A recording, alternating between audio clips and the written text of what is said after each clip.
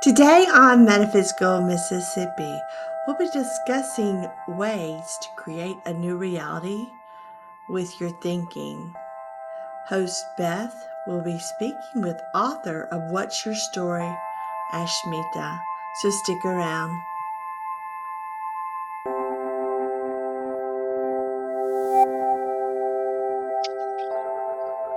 Hi there, Ashmeeta. Thank you so much for joining me today. I just want to say thanks for taking the time to talk to me. My name's Beth Herzig, and I would love for you to kind of introduce yourself and tell us a little bit about who you are, a book that you've written, and, a little bit about your story. Sure. Thank you for having me. My name is Ashmeeta Madhav. I am a resilience and grief support advocate, an author, educator, entrepreneur, and a lifelong learner. I had many, many life experiences, life-changing experiences that have altered my life and my mind in so many ways from my early 20s. Things like miscarriage, rejection, the death of my parents, my husband. And these experiences exposed me to an intense amount of grief, which I didn't want to feel stuck with that grief. So I ventured out onto self-discovery. And through that self-discovery, I realized that I have been able to help myself. And I've written a book called What's Your Story, in which I share my personal journey and with the hopes to kind of help others who are grieving the loss of a loved one, or even things like miscarriage or divorce or any sort of loss, to help them to find the resilience in themselves so that they can move forward and create a new meaningful life for themselves. Experiencing loss doesn't necessarily mean the end of one's life story. It's just the end of a chapter and the beginning of another. That's what I've come to believe, and through my experiences. And I just believe that these experiences do not have to define or destroy anyone. There is hope. Thank you. Yeah. And so, what's the name of your book? The name of my book is called What's Your Story? Number one way to creating a new reality with your thinking. Wow, I love that. And so, do you feel like you have lived multiple stories? It's not just the one story. You said that you've experienced a lot of, I've talked to you a little bit before, a lot of tragedy in early life, and then more recently. Mhm. Like, do you feel like you're not even the same person as you were like in your 20s compared to now? Or how do you describe that? Like you said, chapters? Yes, I most definitely am not the same person that I was in my 20s. I can see a big difference in who I am, how I respond to different experiences, different situations. Um, I've just learned, grown, and evolved over time with each one of these experiences from the very beginning that I've experienced. I mean, the very first experience that I've ever had was miscarriage and rejection at the very same time. So this was in my early 20s. That basically shook my world and made me lose trust and hope in humanity, Mm, in a sense. So just, and that is what started my whole discovery of just trying to be able to incorporate myself back into this world and feeling like I want to even give another human being a chance. So mm-hmm. that in itself was the beginning, like, to me, I think that was the beginning chapter. But these are all chapters, and each time you kind of build on your previous experience. So it's like as you're going along on this adventure, you're picking up these little nuggets and these little things that you could use to help yourself. And the next time you kind of have a similar experience, you have something of your own that helps you to cope. So Mm-hmm. it's just a way to kind of help yourself. Yeah. Let's talk about grief a little bit. I mean, you said that you experienced pregnancy loss in your 20s. And so Mhm. I think that a lot of times, especially in that situation where it's not something that we see coming, it's this sudden kind of surprise. How I feel like from my perspective in these situations, it's kind of like this feeling of like, why me? I don't, this isn't something that I deserved. You kind of your mind is trying to make sense of something that is not sensible. Can you talk a little bit about like in that moment, in those feelings, like what can someone do? I mean, how do we weather that storm? Sure. I do recall exactly what you said back in when I was in my early 20s, the whole thing with and the thoughts that I remember thinking was, oh, I'm not meant to have a child. How could this happen to me? There must be something wrong with me. All of these thoughts, and they all revolved around the same cycle of negativity. They were all negative thoughts, and they kind of spiral on each other, and they keep you in this negative space. So what I discovered over time is these thoughts are going to come, based on our limiting beliefs, based on various conditioning, all that kind of stuff. But when you find one of these thoughts entering your mind, or you feel hopeless, or you feel like this is not meant to be, why this have to happen to me, I'm just, I'm not worthy, and those kind of things. One of the thoughts that I have found that really help is just affirmations and sort of grounding yourself in saying to yourself that all is well, everything is fine, everything's the way it's supposed to be, I'm safe, I'm fine. It sounds really crazy, me just saying it out like this, but in the moment when you're experiencing this intense feeling that you just want to hide yourself because I'm never, I got rejected, nobody's ever going to like me, nobody's going to want to marry me, why did this person, I just feel used, I've had a baby, I don't have a baby no more, I feel absolutely hopeless, helpless, worthless, kind of a thing. And turning those thoughts when they come into your mind, trying to find that silver lining and turning it into something positive, giving it a positive spin, actually helps to stop that in its tracks, to not let it fester and become bigger in your mind. Because our minds are notorious for doing that. If you keep thinking the same thought over and over and over and over again, before you know it, you start believing it. And I really do believe that because I've experimented with that in my mind on my own. And that is where I feel just doing that, with your mind, just understanding, okay, this thought has been coming in my mind. This is what I'm going to do I'm going to catch the thought, and then I'm going to turn it into something positive. This is just, it wasn't meant to be. It's fine. There's still hope. Right. It's kind of difficult So when you're then in what that situation. happened? Say Yes. It's very difficult in the situation for sure. And I feel like, to me, it's kind of like changing your own personal narrative. Like you were saying, you can get caught up in saying the same thing over and over again. And when that becomes comfortable, it does become your reality. So I think a lot of it is about changing the narrative that I mean, I don't know, for me, affirmations is very hard to like I've never really done the thing where you look in the mirror and you say the same thing over and over again. Like I understand the concept of that, but there's something that kind of makes me feel uncomfortable. But I do understand definitely what you're saying about changing whatever that inner dialogue is.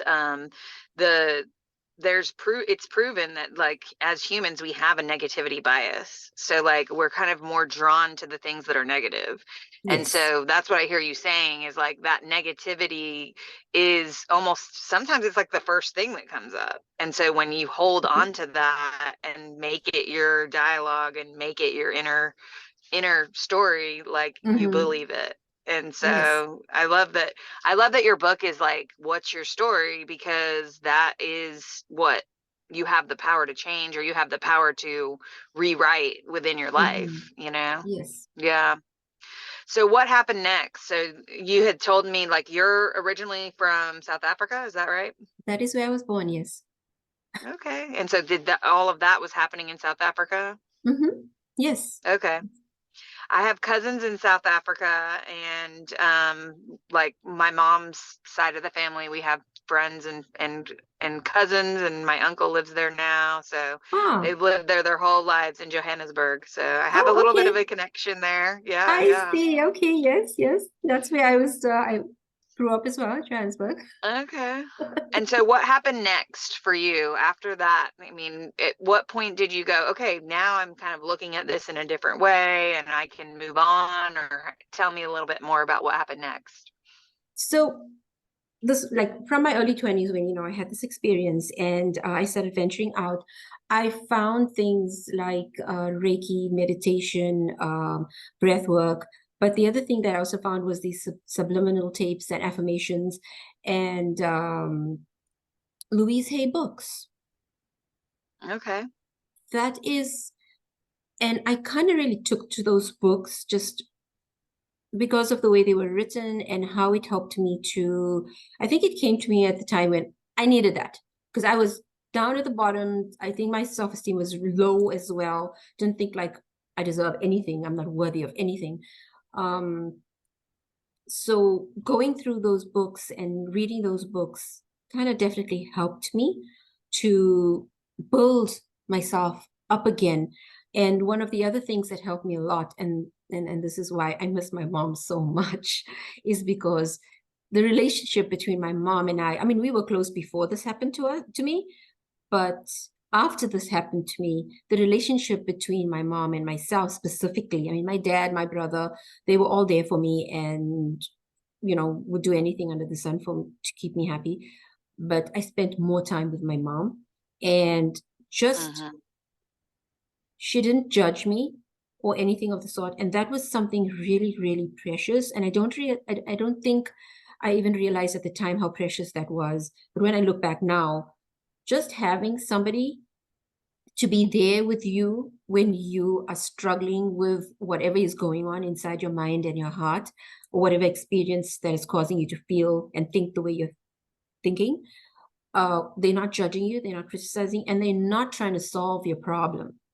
They just Right. there, being compassionate, empathizing with you, and just being there for Mm-hmm. you and supporting you in whatever way you need help is what she did for me. And I didn't even realize it at the time, but I felt the connection. So she spoke to me. I mean, I knew it was, and that helped me a lot. That was such a Mm-hmm. huge, huge, huge thing. But after that, I did eventually end up getting married to my late husband, who passed away about 4 years ago from pancreatic cancer. Um, I was introduced to him, and we were together for about a year-ish or so before we decided to get married. And after we got married, his career kind of took off and he started working for a company in the UK. And from there, we ended up living there for a good number of years before we moved to the US. So his career kept us moving around different Right. countries and different states and those kind of things. And in the interim, we started a family and, just living life and doing those kind of things. So it was really nice. We had a really amazing life together. Who would have thought? Who signs up for these kind of things? Nobody, nobody dreams of this. But yeah, in 2018, things just took a total turn. And by 2019 of October, he passed away with pancreatic cancer. It was just such a interesting. I'm going to use the word interesting because I find it to be a more positive word than the Mm-hmm. word challenge. So Yeah. I like to use the word interesting instead. Interesting because of the way the whole dynamic took place. When I sit back and just look at and think about the things that happened from the time the pancreatic cancer started ramping up and becoming aggressive in his body and his mind, and just the whole dynamics of the way our family life changed, our relationship changed, and loss started taking place at that point already. When he died, loss was, it was Right. just a different kind of loss. But Yeah. we started losing the quality of our family life, the quality, just who we were to each other, the kids, the husband, just like the whole dynamic changed overnight as his health deteriorated. Mm. And I did not even realize at the time how intense and what that actually meant in my life until Yeah. after he passed away. And then I'm trying to do the taxes, and I'm trying to buy a car, or I'm trying to, and I'm like, oh, what am I supposed to do here? He was the one who Yeah. managed it all. And there was no need for me to be sort of too involved in those aspects, because he did it well. One less thing for Right. me to do. I took care of the kids Yeah. and made sure that they Yeah. had everything they need. So we all had our roles Yeah. to play. Yeah.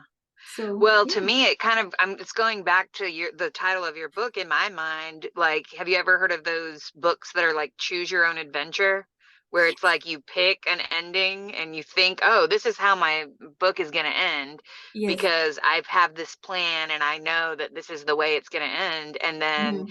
this isn't even a choice, this is something that's like, oh, a different book or a different story is a different True. ending, or, actually a new chapter is inserted that you didn't even realize was going to be there. So I find that a good analogy for, we don't know what's going to happen. And like, tell me a little bit more, if you will, about, the things that you had done leading up to that point. That I'm assuming that in your 20s, the way you reacted to this grief and loss compared to like when this happened with your husband, I mean, number one, the pregnancy loss is like happens in an instant. And then this long battle with pancreatic cancer with your husband was like a totally long game of Mhm. losing him gradually, like we said. Mhm. So tell me a little bit about like your kind of like when you've heard the news. It's different when you're, I don't know how old you were, but like you're a more mature adult person. Obviously you've evolved and changed. Like, compare those two things. So definitely, I think experience helps to mature you. I'll say that much. Um, the way I would have reacted to a situation like what I've just experienced recently with my husband's death when I was younger, I think that person then would have been totally devastated, because I remember just the whole miscarriage and the rejection. I felt like hiding myself, and I didn't want to go out into the world again. It took me such a long time to want to get out into the world and even want to trust anybody, or even just expose myself to the world. I wanted to just hide. Right. And I felt safe. My mother, my parents, my brother, this house, I'm staying here. I'm not going anywhere. And I don't want to even experience anything. That, Mm-hmm. when I look at it now, is me trying to stay safe, but it is not me living. Yeah. The me now would say exactly what I just said just now. This experience is not going to define or destroy me, as I keep reminding myself all the time. It's an experience that I will draw from it whatever I can, whatever good I can, whatever lesson I can learn from this experience. But this experience is not me. Mm-hmm. It is just something that I have felt, that I'm feeling because Yeah. of something that happened. But I'm not going to let it engulf me. I'm not going to allow it to. And whenever I start seeing those signs that it's taking over, like, when you find yourself maybe spiraling or having those negative Mm-hmm. thoughts, then you catch it and you're, okay, what's going on here? Why am I feeling this way? And that is why I really am a firm believer. And I feel like the more I started investing in myself and starting to understand who I am and what makes me tick, what makes me happy, what makes me sad. Why do I enjoy what I enjoy doing, all the different things? I enjoy being with people? Why do I enjoy being with people? What kind of people do I enjoy? What do I get out of this? What do they get out of this Mm-hmm. interaction? Yeah. And the more I keep doing that, it kind of helps me to fine tune and understand myself. So then you start becoming intentional about where you put yourself, what you expose yourself to. You start to not live life, and I feel I lived this way for a while. There's a saying that I heard a long time ago about was it wearing your emotions on your sleeve or something to that effect? So, Yeah. just the idea that you react to any little thing that happens, or any little thing that somebody says to you in your environment or in any relationship or anything, just too reactive. Yeah. um as I've changed and gone through these experiences, that has slowly started changing. I noticed that I don't do that anymore. I'm much Mm-hmm. more reluctant to just be quick to react, and more to just maybe accept. I'm not Mm-hmm. accepting doesn't mean giving, sort of saying that I approve of something. Right. Accepting just means accepting where I am right now in the space, and being comfortable in my skin and my mind and Yeah, my heart. exactly. And something you touched on, I think, is really true for a lot of women that have children, is that so for many years you're raising your kids and you do lose yourself a little bit. You And do. so I feel like, a lot of times, especially once they like have their own lives. So like I have Mm-hmm. teenagers, I'm like, whoa, you guys have plans and I'm not anything part of it. That's True. when we kind of become born as mothers because it's like, oh, who am I? What is important to me? What do I have? What are my interests? And it's this kind of really important, if you did lose yourself, which a lot of us do, kind Yes. of getting to reacquainting yourself with who you are as a person, and honestly kind of building on who do you want to be as a person. Like we have this wisdom once we turn, I feel like you get more wisdom with every year that you have. I think Oprah talked about one time about how, sometimes women like deny how old they are. They're 29 again or whatever. And she said, that's denying your life experience. So that's denying Mm. that you have the wisdom of however old you are. And Yes. so that's one thing that I always loved, that saying that she said, about you don't need to deny your age, deny how long you've been on this planet, Right.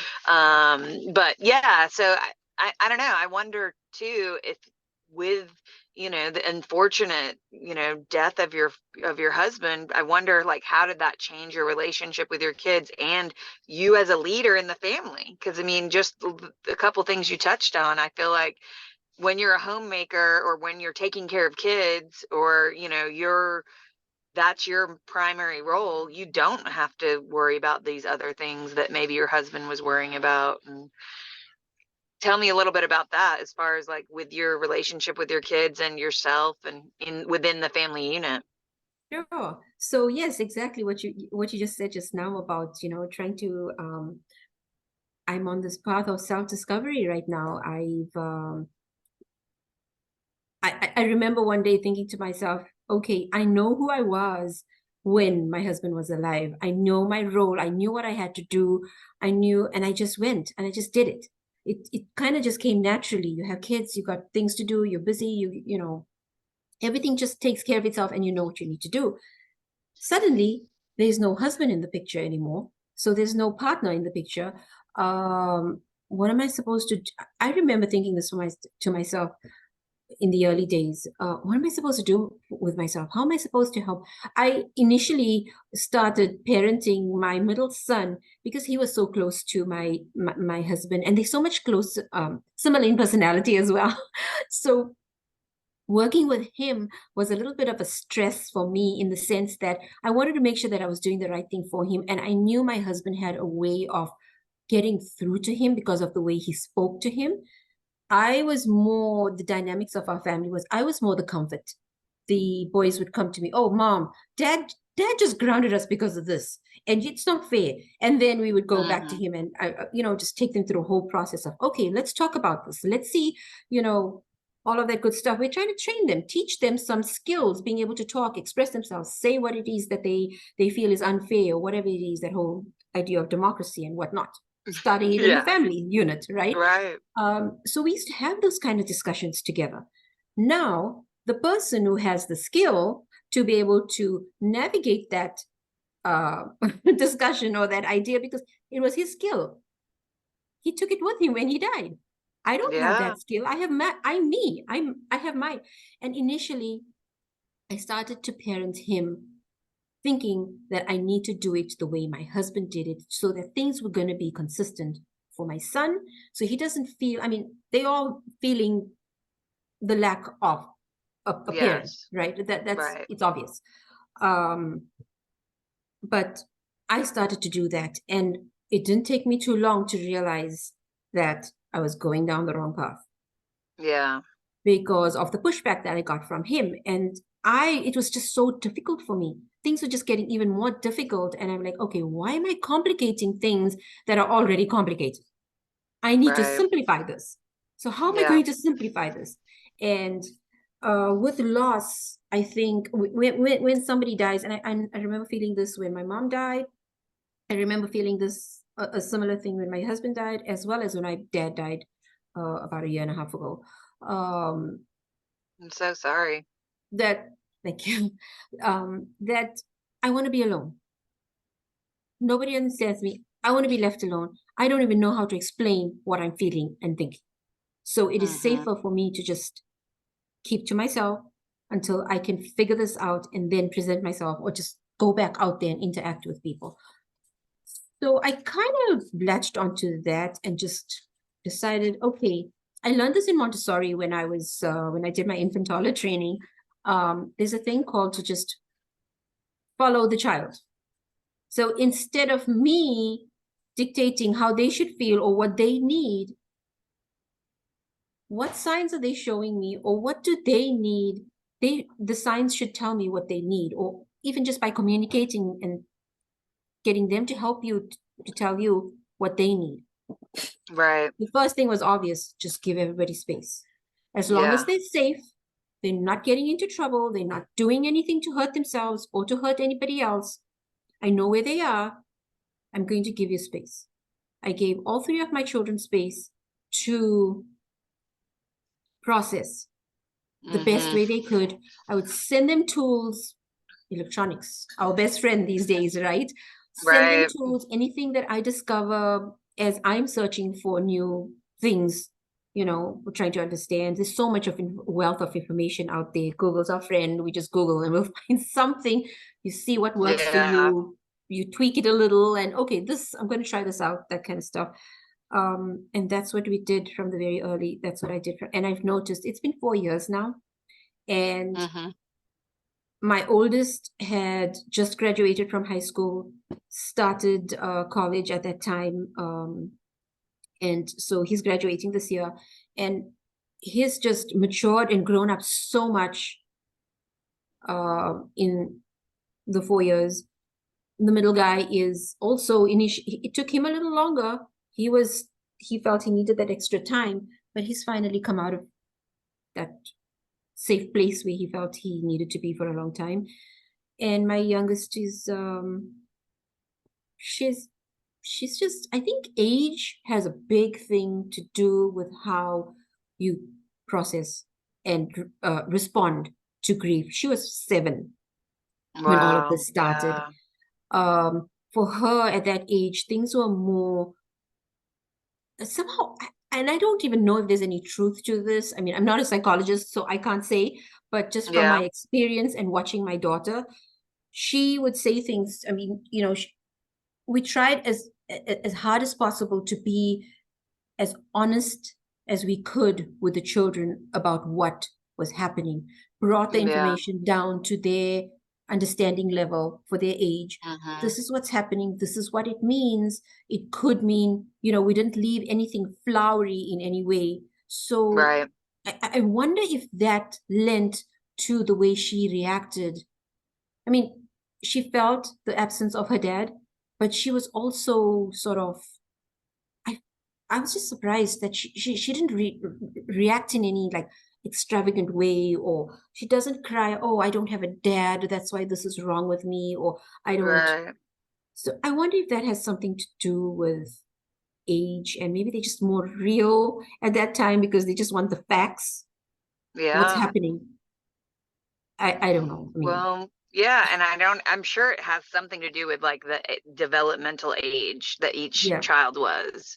But Mm-hmm. also, like, I have two kids and they're totally different. Like, so we can't even True. assume that, oh, one is going to react a certain way based on anything because they have different personalities. And, Exactly. I think Yes. they would both be like, don't say that I'm like her. I'm not like her. I'm different, So that having three different kids, they have all different personalities, and Oh, yeah. even it could be a girl boy thing. Mm-hmm. Could be a thing where, this is kind of, I don't know, a weird way to say it, but like she didn't have a lot of like, it definitely was like a lot of her life experience hadn't happened yet. You know what I mean? So True. like that may That is be the truth. normal Yes. for her. You know what I She mean? actually said In a that to kind of me. strange way. Yeah. She actually said that to Really? me the one day I asked her, do you miss dad? Do you remember anything? Things were happening. So much was happening at one time that it Right. was really, there was no time to sit and touch base with my kids. Hey, how are you guys feeling Mm, about what's going on? And those kind of yeah. things, right? And recently I had asked her, I'm like, it's going to be 4 years soon. How do you feel? Do you miss your dad? Do you feel like there's something missing in your life? And she's like, Mom, yes, I would love to have my dad, but I did not get an opportunity to be or have any too many experiences with him. So there isn't much that I remember. Yeah. Whereas the boys, on the other hand, were 14 and 16 at the time. Yeah. They have really had quite a bit of life with him. Yeah. So Yeah. having said that, I mean, it's not that she doesn't love her dad or anything of that sort. It's, Right. how much have you experienced with that person? It Right. allows you to be more attached to that person. Yeah. Yeah. And so I want to go back to something you said about kind of like when people are going through grief, maybe their first instinct is to become solitary and, will need to process alone. From the outside perspective, now that you're kind of like looking back on it, what can someone do to support someone who is grieving? So maybe they don't, it's a lot of times with these kind of family situations, it's everyone is grieving. So it's hard to support one another. But from the outside looking in, if we have friends or family or people that we know that are going through something like this, what is something that you would recommend an outsider do? So there are two things that I would recommend. One is, as an outsider, a lot of what tends to happen is people will offer help and say, if you need anything, you know where to find me. I'm here for you, right? Those are such wonderful, beautiful words to hear from somebody. But a person who is to say those words to a person who is grieving and who naturally wants to isolate doesn't really, they're not hearing you. They're not hearing Yeah. what you're saying. So instead, I would rather do things like just being there, similar to what I said to you about my mom. When you're grieving, when you're sad, when you want to isolate, when you're feeling that depression coming on, the most important thing any human being can have is know that they have somebody they can turn to, somebody who's just there, a body that is there Hmm. and that is going to work with you on what you need at that very moment. I Right. don't where I'm Exactly. going to be 2 years down the line, even tomorrow, I don't know, because grief in the early days, it does that. It's this really crazy roller coaster ride that you feel all these emotions and your thoughts are driving you into this negative spiral, and you're just like, I read something somewhere about your mind is trying to protect you when you're grieving. It goes into this whole fight and flight mode kind of a thing. So all you're Hmm. trying to do is survive. And when you're trying to Right. survive, everything else is secondary, it doesn't matter. So if you're Hmm. dealing with somebody who's just trying to survive, giving them what they need while they're trying to survive is so much more meaningful than and then just offering. I mean, offering is really nice, but actually being there, maybe just turn up sometimes, you know, to your friend's house or the person who's grieving, and hey, I was thinking of you. Not how you're doing, how are you feeling, what's going on? Right. You know, what are you thinking? What are you Yeah. feeling? What would make you feel good right now? Do Mm-hmm. you need a hug? Seriously, just a simple hug. Yeah. Because I remember feeling, and I still feel that way sometimes, you know, as you work through it, it gets easier and it gets less, but you feel like you don't belong anywhere. Yeah. The friends that you had, the people that you used to and have interactions with, that relationship doesn't feel the same anymore. It just doesn't feel the same anymore. I remember going back into you know, group of friends, or even with my own brother and the relationship between him. And it's not him, it's me. That's the Right. thing. It's not the other person, it's me who has changed. This experience Mm-hmm. has changed me. I've got to work through this to put myself back into a position where this new relationship with my brother is going to be something that I feel comfortable with, because I changed. This Mm-hmm. experience changed me. Yeah. Yeah. And if you work from it from, and I think just, you know, with people knowing that, let me work with it from that point of view, instead of it's wonderful to offer, but actually put some action behind that offering. Sometimes it's Mm-hmm. just a matter of sending a smiley face, Yeah. but back that smiley face up with a phone call, maybe a Right. day later. And Yeah. if you still don't get a response, maybe turn up at the person's house and say, hey, I was thinking of you. Just thought I'd come Yeah. and say hi. I'm not here to fix Yeah. anything. I don't want to fix anything. I just want to know, what do you need? Would you like me to help you? Yeah. And Yeah. sometimes people will open up. Yeah. I think one of the teachers that I studied with pretty recently, she said the greatest gift that you can give someone is your presence and your undivided attention. So, Yes. like, your attention to them without there having to be like a task at hand, or Mm-hmm. even, you know, some people don't want you to, like, you know, get into their business. It's Yeah. really about, you know, just being available and then seeing what happens. And I think definitely in our culture, we're very much like, we want to have like a list of things to do, and it has to be this certain thing that, you know, you're gonna, you want your role to be a certain way. And when people need, they don't, sometimes people that are grieving don't know what they need. So Mm-hmm. to say, what do They you don't. need, they don't know, you know, like they're in this kind of storm. And that's, and it's, and, for months at a time, I think it can be a storm of emotions and a storm of unknowing. And keep tracking in, keep trying to see what you could just be present with Mm-hmm. them through, Yes. you know. I think that's really important. I love that advice for sure. Communication, just keeping those Mm-hmm. communication channels open.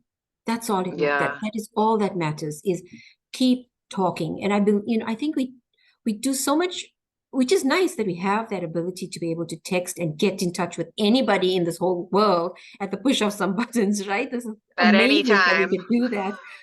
But just sometimes pick up the phone, talk to people, Yeah. say, you know, I have lost, after my husband died, I have lost contact with just about every single person that I used to have contact with when he was alive. Wow. So I am really reinventing myself and my life. So everything Mm-hmm. that I'm experiencing now is brand new to me.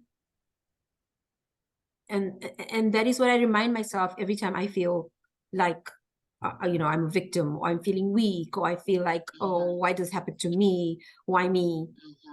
It's natural. Those thoughts are going to come into my mind. So it's like a visitor, you know, and that's what I Mm-hmm. think about thoughts. It's like your thoughts are like visitors. You welcome them. We welcome our visitors. But then you decide, okay, this visitor is not going to be very helpful to me right now. So I'm going Right. to graciously say, thank you very much for coming. See you around. So not Yeah. anytime soon. Yeah. Others, we entertain them and Yeah. we explore them and we see how they help us grow. Hmm. Well, the reason that we connected is because of the kind of commonality about meditation. So tell me a little bit about, were you meditating before like your husband passed away, or was that something that happened in the 20s? Tell me about your journey with meditation. Okay, I have been, my journey with meditation has been, yes, definitely from my early 20s, on and off. I did, however, when my husband took ill and things were crazy, I did take up meditation more seriously at that time. And I found that keeping that consistent routine of meditating every morning, doing some stretching exercises, helped me to process. It's sort of meditation, I would say, sort of similar to sleep. It's like your body recuperates and does its thing when you're sleeping, and that's why they say sleep is so important for all of us. A certain amount of sleep is also important. It Hmm. gives the body that amount of time to be able to rejuvenate itself and just recover from the day's happenings. In the same way, meditation does that as well. So Hmm. I used to do it consistently throughout. While he was ill, every morning I would wake up and at least do that. And that kind of gave me that strength to make it through the day. Hmm.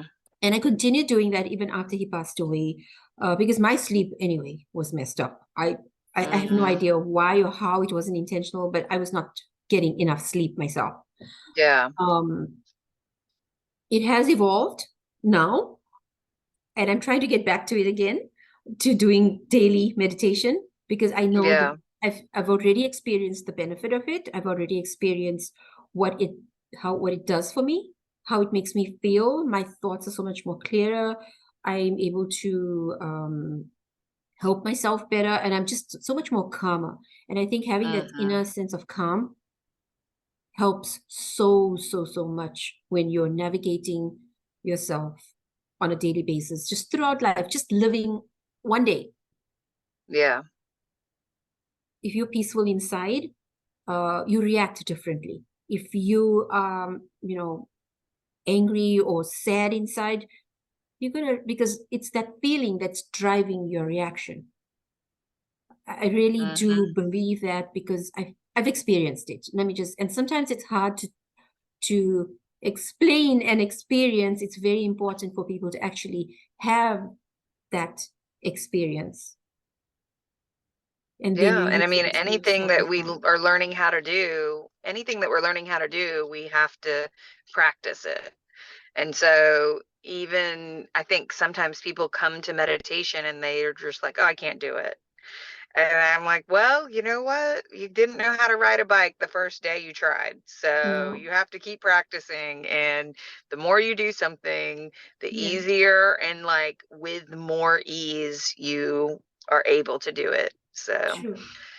yeah, and I think for me, I think meditation is probably the most consistent thing I've done in my life. I've been very like on and off with exercise in my, like I've been runner and then I've been doing marathons and then I've been totally doing nothing, and it's just funny how we know that it's good for us and then we Yes, can somehow forget to do it, or like it just becomes less of a priority, yeah, you know.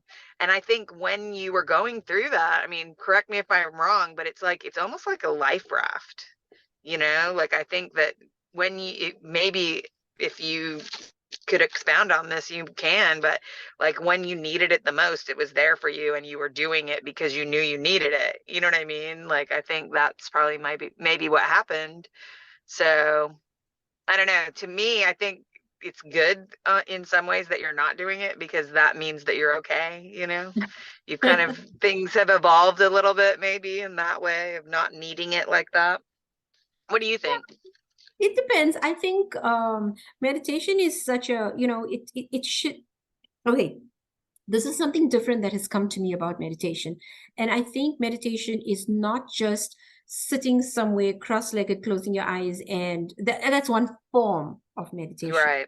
Meditation to me, the way I have, because I've dabbled with various different types of meditation and forms of meditation and all of that kind of stuff.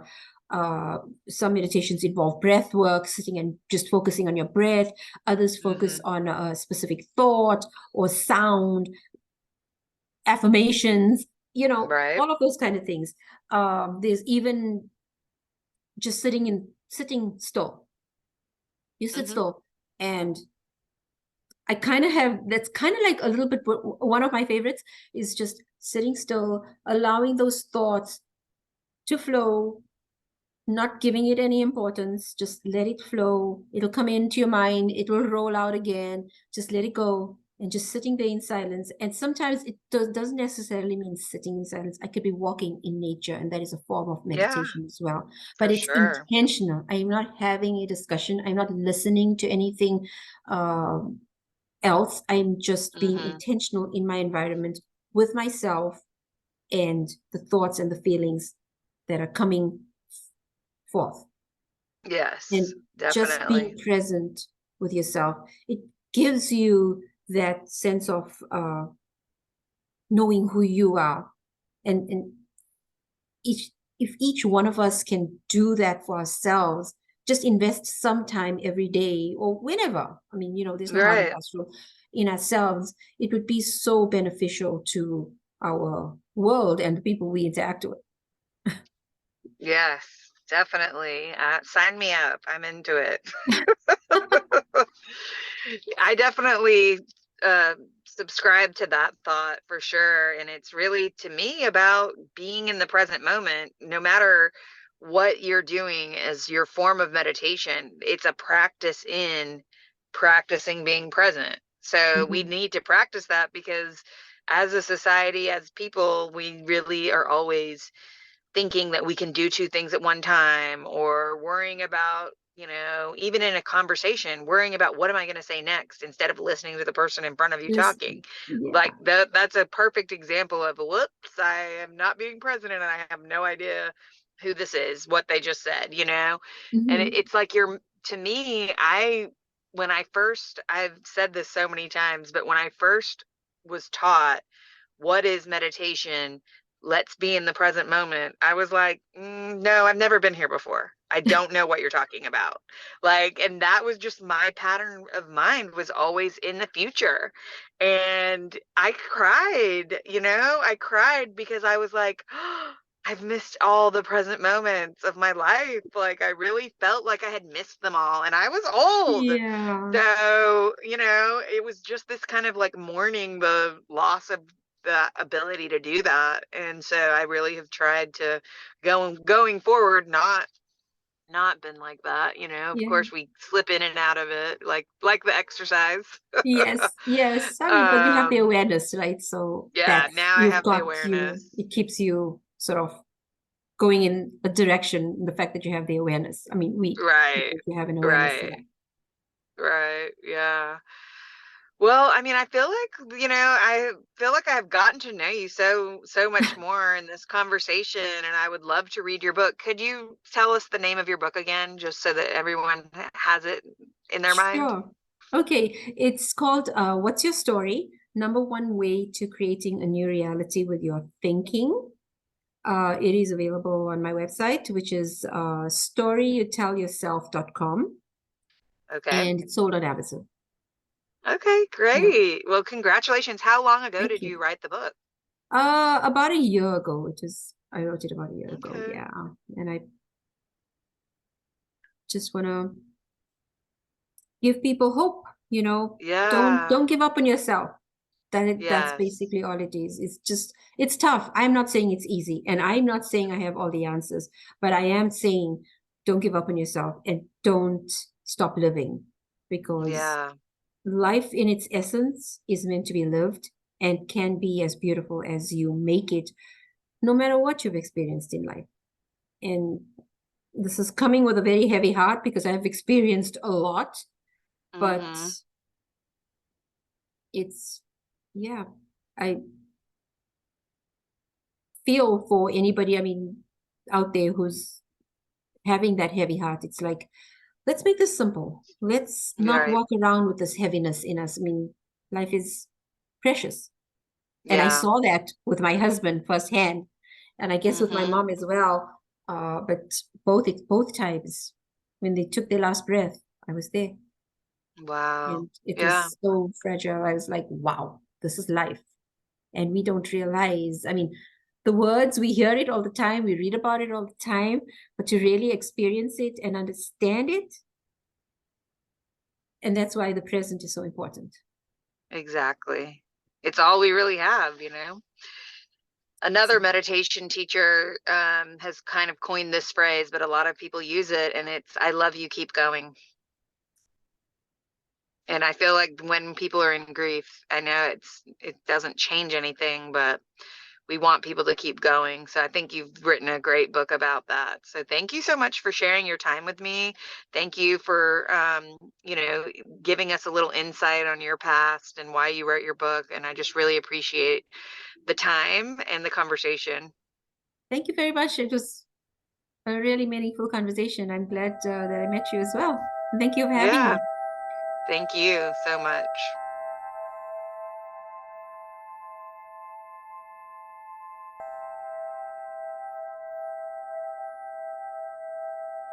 The views expressed by guests are their own, and their appearance on the program does not imply an endorsement of them or any entity they represent.